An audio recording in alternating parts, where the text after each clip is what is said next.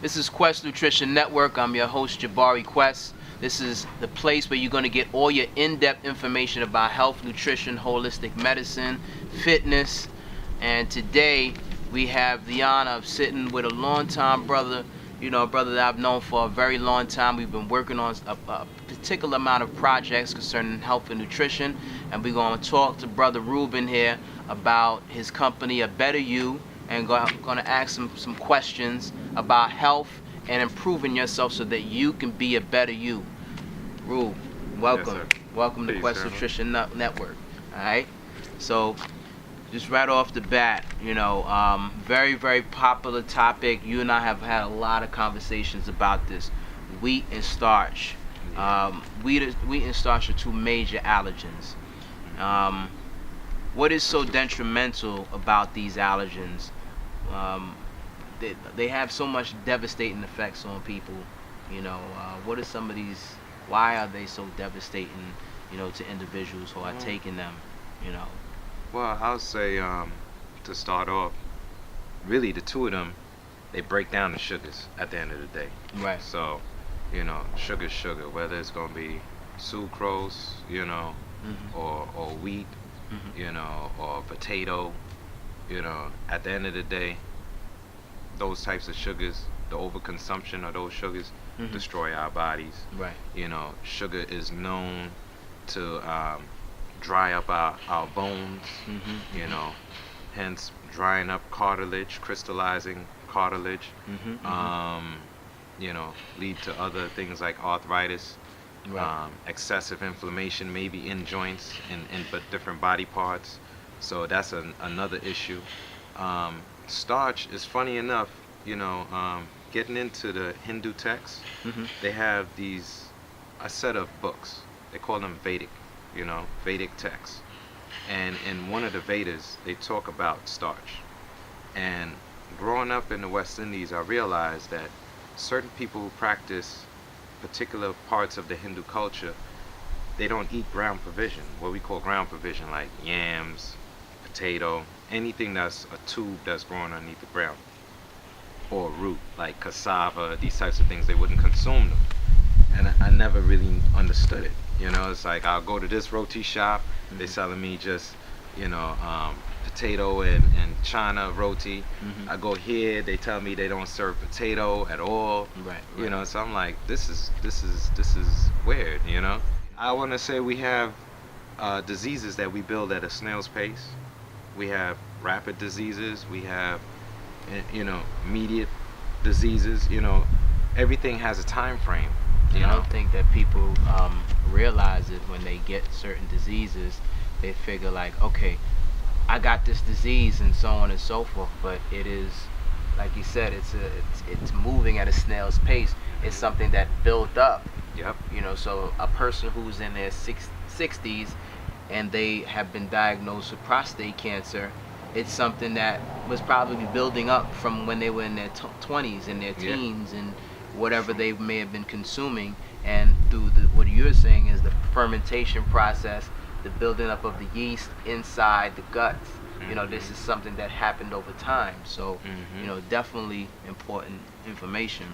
And I would say with the starches, of course, like the wheats, inflammation is going to be the big issue.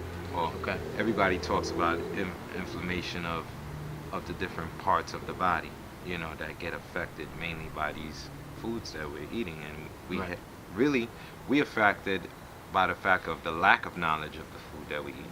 That's why I strive to talk to people and educate them on the foods that they're eating. Right. If you're going to consume that, at least know what it's going to do to you. Right. Or just don't try to understand what you're absorbing from it, but everything else that you might not know. You know what I'm saying? Yes. Try to understand the fruit or the food itself, the meat, whatever, in a totality. I give you an example. People talk to me about protein, right? I'm a vegan. People say, Rubin, where you get your protein from? I eat this meat for protein.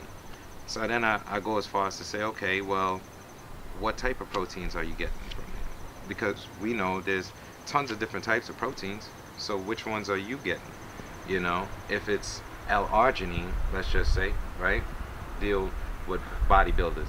They love the L-carnitine, L-arginine, L-glutamine. Okay, you have L and you have D's. Right there. Which one are you getting from that meat? Is that a L or is that a D? If it's a D, it's not being processed. I hear you. If it's an L, then we know it's being absorbed. So, you know, people should strive to educate themselves and not just know just bits of Right. knowledge, but know, all right, I need to know the whole spectrum, the whole perspective. Because all in all, it's about educating. It's about understanding what your body, what, you know, whether it's your blood type or so on and so forth, understanding blood what type, you need. There's definitely genetics. You know, I would even say genetics more than anything else, because with the blood types, then we're dealing with like things like antigens that determines different blood types. Okay. You know, we're looking at like O, you know, O negative, O positive, which are, you know, O negative is the universal donor because it's the cleanest blood type. Right. You know, AB would be the opposite end. You know, because it has the most antigens or forms of yeast attached to it. You know, Okay. let's say fungus. You know, type of fungus, because people might be technical, but it's not yeast. It's fungal. All right. You know, All right. so that's where you would want to look into with that factor, because it does play a role, but I wouldn't really stress. Like, there was a book, Eat for Your Blood Type. I read that book. It had some good information, but I wouldn't solely tell anybody just do that. Just do that. Yeah, But I would say overall, just make sure that the person is doing their research and seeing what, you know, Yeah. is appropriate for that particular blood type. Yeah, and I would Right. say, to be safe, stick with foods that absorb light to grow. Gotcha. Because as human beings with phototropic, we need light to process all these minerals and vitamins and different forms of nutrients that our body needs to grow anyway. Okay. So try to stick with anything that needs a lot of sunlight or a decent amount of sunlight to grow. And we talked about alkaline water and just the benefits of alkaline water, and we talked about knees and knee support and stuff like that. I want you to touch on that also. Okay. You know, the importance of you know, the alkaline water and things like that. Okay. With the alkaline water, what I've experienced myself, you know, high alkalinity, because I'm not talking about like just the 7.8, which should be our tap water and things of this nature. You know, I'm talking more like, say, 9.5. What I've noticed, 9.5, 10, where I would have the popping or the soreness in my knees from, like, say, running and jumping and working out and, you know, doing different things on the bar, or even just my workout. I notice, like, if I'm doing burnouts, let's just say, Okay. and I'm doing pull-ups, so I'm going at it, every set I'm just trying to outdo the last set. If I drink alkaline water, I notice that my muscles don't get tight, and I could keep going. I'll keep going, you know. So that's one thing I noticed. Yeah, other things in my diet too, I would say, you know. But I notice when I use the water to work out with, I tend to work out longer. Another thing that I would say gave me that same effect was coconut water, and not just any one. I noticed two companies in particular, One Coconut and Vita or Vita Coco. Okay. Right? I think it's Vita Coco. Okay. Something like that. Comes in a box. I noticed those two. Same effect. Same effect. Yeah, I'm working out and my muscles don't get that soreness in it, you know, and I feel like I can just keep going. Even with the alkaline water, I still drink regular H2O. You know, where alkaline water is supposed to be a hydroxy, which would be HO, Okay. You know, versus the normal drinking water, which we all know, Poland Spring and all this, which is supposed to be H2O. Right. So I figured common sensibly, being that HO is already balanced, then it would seek to balance me. But I'm finding more research that's claiming that HO, or alkaline water, or this hydroxy, Mm-hmm. is considered a free radical, and actually one of the worst ones. Yeah, this is what I'm learning now. So Okay. I'm trying to find more information to support this find, and then compare the two, you know, and then hopefully run some forms of experimentation to see if this is true. If we could assimilate an environment that would resemble the inside of our bodies, you know, and see what reaction we get.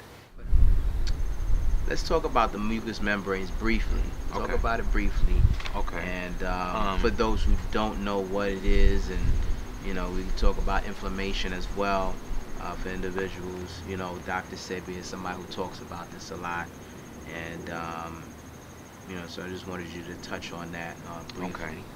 Um, well, funny enough, the inflammation thing, the mucus thing. Well, you know, mucous membranes are triggered off. You know, the mucous membranes in your face, more or less, are triggered off whenever something foreign comes in, whether it be bacteria, fungus, or virus, whether it be something like that might be found in wheat, you know. And we're gonna go over a couple of things that I've been researching as of late, because a lot of new research has come out on wheat, and a lot of complications that people are having is actually most likely stemming from a form of wheat that they're eating. Not saying that wheat is the end all, say all, you know, but it plays a big factor in a lot of diseases, you know, that take place for people, especially definite autoimmune, which is dealing with a lot of inflammation in different parts. You might have rheumatoid arthritis in the joints, you know, you might have leaky gut syndrome with that too, with many of the other autoimmune Crohn's disease, situations, colitis. colitis, exactly, right? So I would say what we gotta watch to lower our inflammation factor, it comes back to the foods. So I just wanted you to give out your information so that people can get in contact with you, you know, and they could find out more information about how they can get consultations and more information in regards to your speaking engagements, and find out more info about a better you. Okay. Basically, I could be reached at my email right now, which is Rubin, RUBIN 67 at yahoo.com. That would be the best way to contact me right now, and we can go from there, exchange information. Any questions, definitely hit me up on the email. You know, help me help you. You know, and you'll be hearing more from the Better You. We actually have 2 teas that we're looking to put out. One is a male tea for the male prostate, and proper prostate health and shrinking the prostate and keeping it healthy. And one is for females, for women with the whole menstrual cycle, to help you control your cycle, how many days and how much you're menstruating. You know, that's another major factor we have to look into, because it links back to food once again. You know, but yeah, I can be contacted through my email right now, definitely. Right. All right. So I definitely want to take the time out to thank Rubin again for coming through and being Sure. here, and pretty much, you know, giving some great info, some great insights here on Quest Nutrition Network. Make sure that you reach out to this brother. This brother is very knowledgeable about health, nutrition, weight loss, alkalinity, acidity. Definitely a good brother, known this brother for many years, and like I said, we've been working on some projects together. So make sure that you, you know, link up with a better you. Once again, this is Jabari Quest, and we're signing off. Take care. Peace. like once on the double. Cut them to a stump like stubble. Doing stunts so subtle. Punks got no rebuttal. I'm on the shuttle with they guts in a duffel. They plush like champagne and truffles. I'm rough like Buller and Pear, fully aware. Put it in the air, then run free. Cut them down with one blade, then step unfazed. Leave them concave, thinking about their young days.